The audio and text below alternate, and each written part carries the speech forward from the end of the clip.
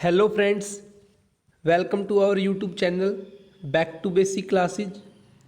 हमने एक हिस्ट्री की सीरीज स्टार्ट की थी जिसमें हमने 6th क्लास का फर्स्ट चैप्टर कंप्लीट किया था। आज सेकंड चैप्टर है on the trail of the earliest people. हमने पिछले लेक्चर में देखा था कि जो लोग थे वो क्या हो गए थे, क्या करते थे, हंटर करते, शिकार करते थे या गैदर जो सामान इकट्ठा करते थे। और कहाँ रहते थे वो? नदियों के आसपास रहते थे। अब वो आगे उन्होंने मतलब उनके अंदर कैसे डेवलप हुए वो, ठीक है, उनके बारे में पढ़ना आज हमने। फर्स्ट पॉइंट है people who lived in the subcontinent as early as 2 million year एगो।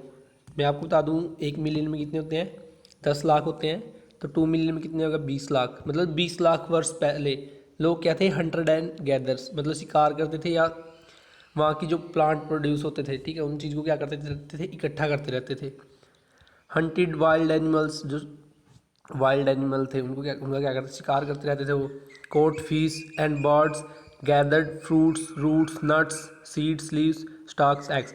मतलब क्या करते थे वो? वहाँ के जो प्लांट प्रोड्यूस चीज़ होती थी, जैसे फ्रूट हो गया, रूट्स हो गया, नट्स सीड्स बीज हो गए उनके, ठीक है, पत्ते हो गए, अंडा हो गया, ये चीज़ें इकट्ठे करके वो खा लेते थे, ठीक है।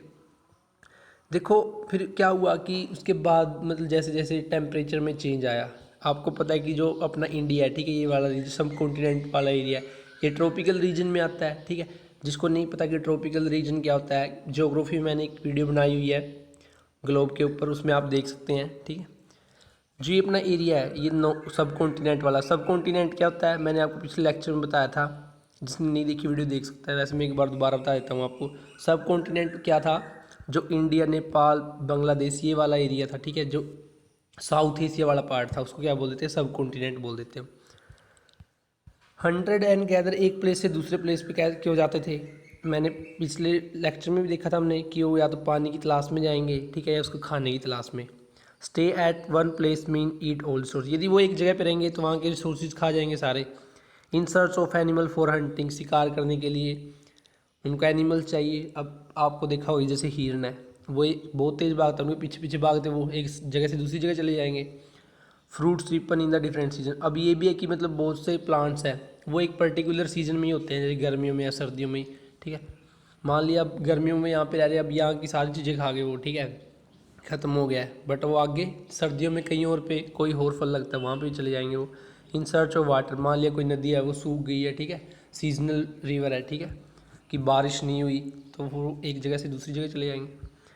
आर्कियोलॉजिस्ट फाउंड, आर्कियोलॉजिस्ट क्या होते हैं? डिटेक्टिव की तरह काम करते हैं, मतलब जैसे जासूस की तरह, कि जो पुरानी चीज़ें रह गई है उन लोगों की, उनकी स्टडी करते हैं, ठीक है। उनको क्या क्या मिलता है वहाँ पे? टूल मेड्स ऑफ स्टोन, वह जो औजार थे वो किस चीज़ के मिले होते थे? पत्थर के। वुड्स एंड बोन, लकड़ियों की हड्डियाँ होगी, ठीक है। टू क्या किस चीज़ में यूज़ करते थे वो? या तो टू कट मीट, जो मांस उसको काटने के लिए, एंड बोन मतलब हड्डियों को काटने के लिए। Scrape bark, chop fruit and roots, ये जो पेड़ की छाल वगैरह होगी उसको काटने के लिए या फ्रूट्स को काटने के लिए, इन चीज़ के लिए यूज करते थे।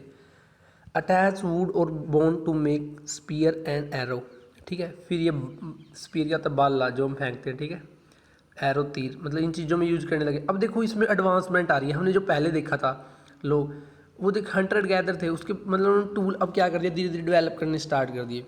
पहले वो अकेले ऐसे ही हाथ से यूज करते थे, फिर उन्होंने क्या किया? एक वुड या बोन के साथ स्टिक करने लगा, तो उनमें क्या होने लग गया? चेंज आने लग गया। अब टू मेक हट फॉर वुड, पहले वो ऐसे ही रहते थे, जो नेचुरल केव्स वगैरह थी, मतलब जो अपने आप ही बनी होती थी केव्स, गुफा वगैरह, वहाँ पे रह लेते थे। अब उन्होंने क्या कर दिया कि मेक हट ऑफ वुड्स। अब इससे पता चल जाता है कि मतलब उनके हट बनाने स्टार्ट कर दिए, तो वो क्या होगी? अब डोमेस्टिकेशन की तरफ आ रहे हैं, मतलब वहाँ पे घरेलू जीवन की तरफ आ रहे हैं कि वहाँ उनको वहाँ पे रहना है, ठीक है। पहले ऐसा नहीं था, पहले वो एक जगह से दूसरी जगह भी चले जाते थे, ठीक है। बट अब इससे हमें पता चल जाता है कि वो एक जगह से दूसरी जगह मूव कर रहे हैं। बट उन्होंने क्या वहाँ पे हट बनानी स्टार्ट कर दी लकड़ियों की, ठीक है। तो इसका मतलब वहाँ पे रहेंगे कुछ साल या कुछ महीनों के लिए, ठीक है। फैक्ट साइट्स क्या होती है? साइट्स में मतलब जैसे दो तरह से बताई हुई है, एक तो फैक्ट्री और एक हैबिटेशन। फैक्ट्री में क्या है कि वो जहाँ पे बैठ के टूल वगैरह बनाते थे, अब ये फैक्ट्री कहाँ पे लोकेटेड होंगी? कहाँ पे होगी उनका मतलब जो लोकेशन होगी, किस जगह पे होंगी वो कहाँ पे होगी? जहाँ पे अच्छे पत्थर मिलते होंगे, ठीक है। और हैबिटेशन साइट ये कहाँ पे होंगी? जहाँ पे नदियाँ पे फल फ्रूट ज़्यादा होंगे, वहीं पे होंगी ना, ठीक है।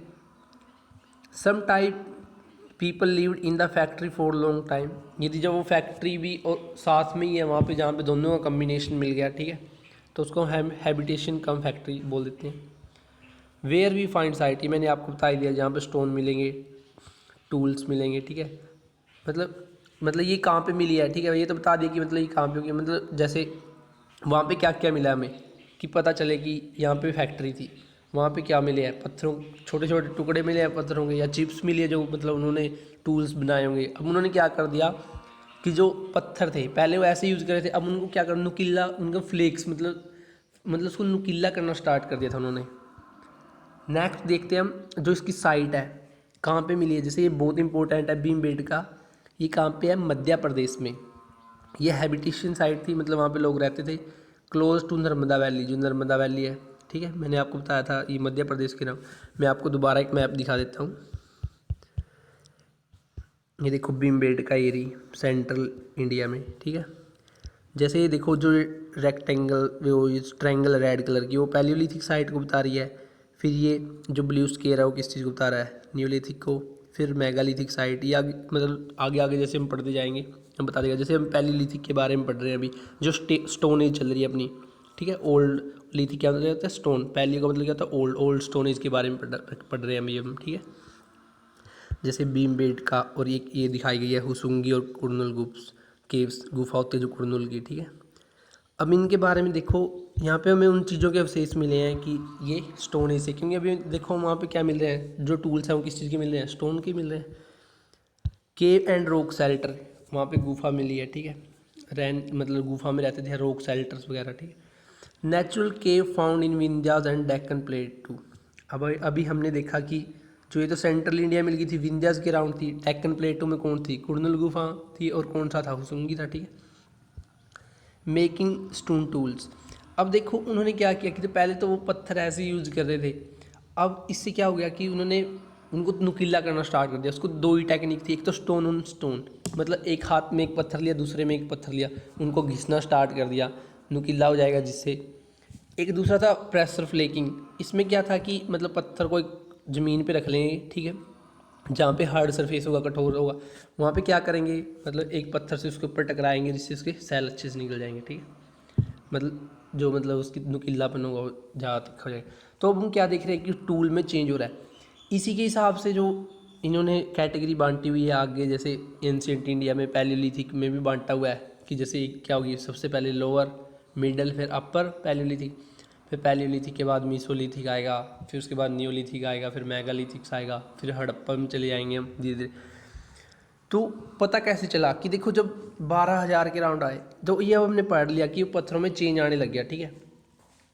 अब उसके बाद क्या हुआ कि टेम्परेचर में चेंज आया 12,000 साल पहले। अब देख 20 लाख से 12,000 के बीच में हमने पढ़ लिया कि वो स्टोन एज थी। अब उसके बाद क्या हुआ, क्लाइमेट में चेंज आया, क्लाइमेट में चेंज आएगा, तापमान बढ़ेगा। और एक बात याद रखना, जहाँ पे तापमान बढ़ता है वहाँ पे घास वगैरह, फल फ्रूट, मतलब ये वो क्या होते हैं, ज़्यादा मात्रा में होंगे, ठीक है। तो क्या हुआ कि 12,000 साल पहले ये चीज़ चेंज हुआ, क्लाइमेट में कंडीशन क्या हुई, वार्म हुई, मतलब टेम्परेचर इंक्रीज हुआ। डेवलपमेंट ऑफ ग्रास लैंड्स, मतलब घास वगैरह हो गई, ठीक है, प्लांट्स हो गए। Increase in number of dear, antelope, goats, अब ज़्यादा घास होगा, ठीक है, तो जो एनिमल थे उनको सर्वाइव भी ज़्यादा करेंगे, ठीक है, जिंदा भी ज़्यादा रहेंगे क्योंकि उनको खाने को लिए अच्छा भोजन मिल जाएगा। नेक्स्ट देखते हैं हम पैलियोलिथिक के बारे में बता दिया हम। 2 मिलियन ये दिया, 20 लाख वर्ष पहले से 12,000, 2 मिलियन का मतलब है 20 लाख, ठीक है। ज़्यादातर अपनी ह्यूमन हिस्ट्री है कि ह्यूमन कहाँ से डेवलप हुआ, कहाँ से नहीं। देखो जैसे ये अभी हम एंशिएंट हिस्ट्री पढ़ लेंगे, फिर उनका एक कंपाइल लेक्चर बना देंगे हम कि जिसमें हम अच्छे से डिटेल में पढ़ेंगे जब 11th 12th की भी कवर हो जाएगी। तो वैसे मैं आपको बता देता हूँ जो अपने एंसेस्टर थे, ठीक है। डार्विन ने थ्योरी दी थी कि भाई हम एप से या बंदरों से इनसे बने हैं, ठीक है। उसको हम आगे डिटेल में पढ़ेंगे। वैसे मैं आपको थोड़ा सा बता देता हूँ कि जो अपने पहले कहाँ पे, मतलब इनकी हड्डियों से ही पता चलता है, मतलब जो इनका कंकाल तंत्र मिला में है, तो सबसे पहले कहाँ पे मिले हैं, वर्ल्ड में अफ्रीका में मिले थे, साउथ अफ्रीका में। फिर अपने तो वो वहाँ पे मिल गए थे वो ये अराउंड 50 लाख वर्ष पहले, ठीक है, 5 मिलियन ईयर एगो। बट इंडिया में क्या मिले हैं, 10-12 लाख के राउंड, इतने इसी राउंड मिले हैं, ठीक है। उसमें भी आगे उन्होंने ह्यूमंस को कैटेगरी में बांटा हुआ है, होमो सैपियंस, सैपियंस, उससे पहले कौन आए, होमो सैपियंस, उससे पहले होमोबिल्स थे, होमो इरेक्टस थे, ठीक है। उन्होंने क्या किया हुआ है, बांटा हुआ है। इसमें अभी 6th क्लास में इतना ज़्यादा नहीं बताया उन्होंने, बस ये बता रखा है कि उन्होंने पैलियोलिथिक को 3 एज में बांट रखा है, ठीक है। ये जब हम हायर क्लास में पढ़ेंगे इनको, ठीक है, अच्छे से। मीसोलिथिक क्या है, अब 12,000 से 10,000 साल का पहले का। तो मीसोलिथिक क्या है, एक ट्रांजिशन पीरियड है, पैलियोलिथिक पीरियड और नियोलिथिक, मतलब उनके बीच में जो चेंज है, मतलब इन दोनों के बीच में चेंज बढ़ रहा है पैलियोलिथिक और नियोलिथिक में। मीसोलिथिक में क्या होता है कि अब देखो जो टूल्स थे, पहले पत्थर बड़े बड़े थे, पैबल्स के आकार के थे, मतलब बड़े पत्थर थे।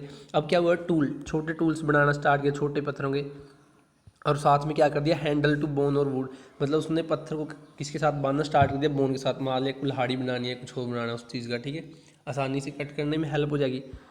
नेक्स्ट देखते हैं हम नियोलिथिक क्या है। नियोलिथिक 10,000 साल पहले आरंभ हुई।